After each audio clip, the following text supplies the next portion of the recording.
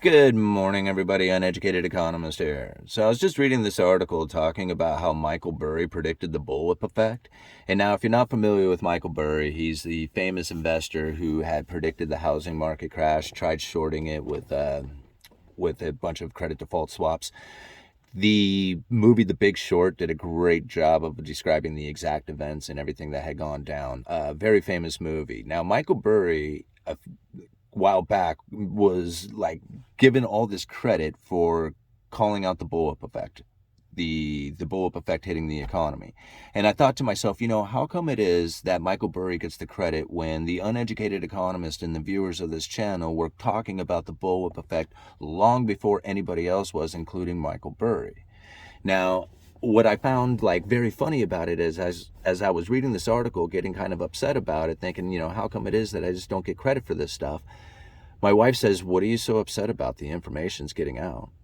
And I thought, you're right. You're absolutely right about that. It's not a matter of who said the information first or who got the credit for it or anything else like that. What's more important is that the information is getting out there, and that I should be happy with the idea that Michael Burry and I are both on the same page when it came to what was happening within the economy, when it came through the distribution network, the manufacturing, and the retail side of things. Now, I really do have to step back and think about that. It was just like, yeah, I should really be happy with the idea that I knew that my information was not only accurate, but that other people were thinking the same thing. And that's really how I'm going to take the idea of why this article gets credit while the Uneducated Economist doesn't. Now, when we think about the bullwhip effect and what really is taking place right now, it was really the overwhelming consumer demand that came from the stimulus checks and the fact that the severing of the supply chain had occurred at the exact same time. When you have a lot of people coming out there with money in hand saying, hey, I want new appliances, new furniture, new TV, new computer, whatever, all these luxury items that they wanted to enjoy because they're going to be locked down at home, all of a sudden we have this consumer demand that has taken place that normally wouldn't have been there. Okay. Now, as you have a severing of the supply chain happening at the same time, that means there's less trucking, less shipping, less operation of the whole moving of inventory through the system. So not only do you have this overwhelming consumer demand that zaps the inventory, then you have difficulties moving that inventory into the retail side of things. As that difficulty of moving the inventory to the retail side of things, the manufacturing demand starts to really increase as the orders from the retail side are now saying, hey, look at all this consumer demand that is existing right now. We need more stuff. But because it's locked up within the supply chain, having a hard time moving through, just think about all the ships and containers and everything else sitting off of the coast of California. When we have a difficulty moving all this stuff through the system like we did, then you have a retail side, again, screaming for more stuff. The manufacturers see this need for more stuff and they ramp up production. This ramping up of production then starts entering into the system as well as the supply chain starts to free up. As that supply chain begins to free up, the orders coming from the retail side begins to drop. And the manufacturers over on the other side says, where did all the overwhelming consumer demand go? And that's really what we are experiencing today. The manufacturing is slowing down dramatically. Now, I know you're going to read a lot of stories out there about how they're bringing manufacturing back to the United States or whatever. Really what's happening is that this is the great reset that people are talking about. See, when you have this overwhelming consumer demand that increases manufacturing to the point that they produce way too much stuff, right? The manufacturers who begin to slow down and are no longer viable people, viable corporations, they begin to fail or they start moving to the locations that are going to be cheaper for them to manufacture and distribute from.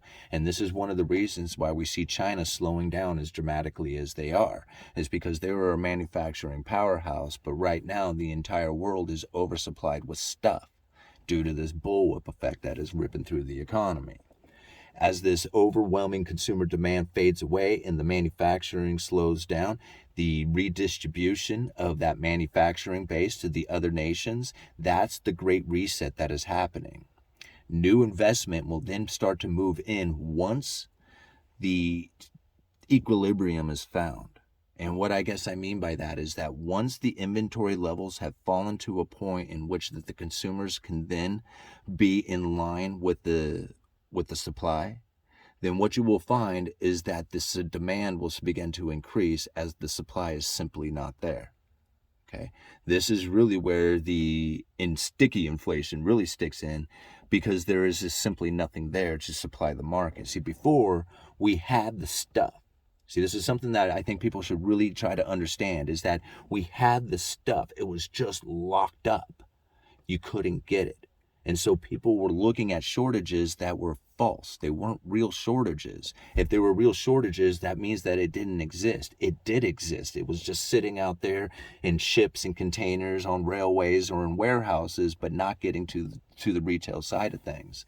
See, that's what's very different about what's about ready to come, because the real shortages are coming due to this manufacturing slowdown that is happening today. We have to really take this into understanding. That's one of the reasons why the interest rates are going to remain elevated, is that as this equilibrium is found, right, the demand is coming down due to the high interest rates. Supply is also coming down as well, right? The Federal Reserve was hoping that there was going to be increase of supply, right? They were hoping for help from the supply side of things. That isn't going to happen.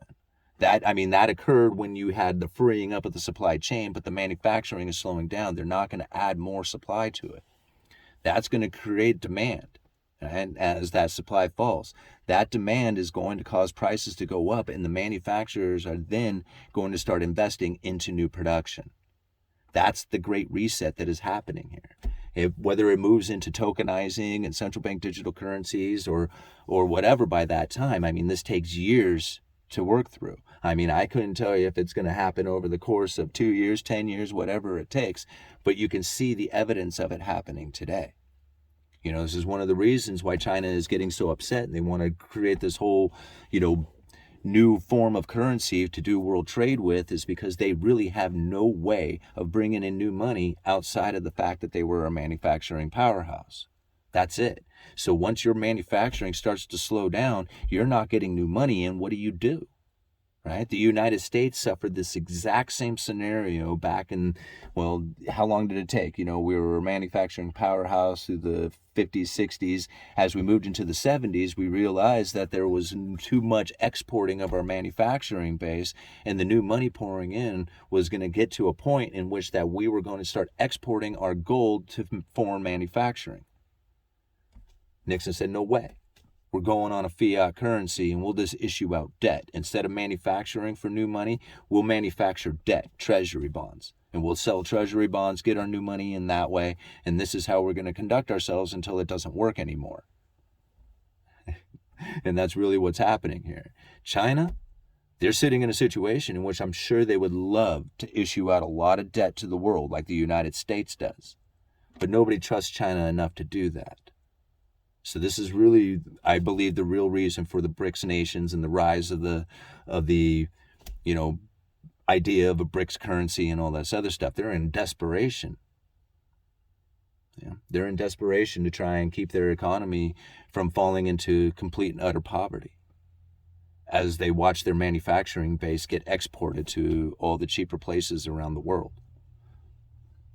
Meanwhile, the United States remains a resilient consumer, because we are the issuer of debt. All the stuff that they don't like. Uneducated economist, you let me know.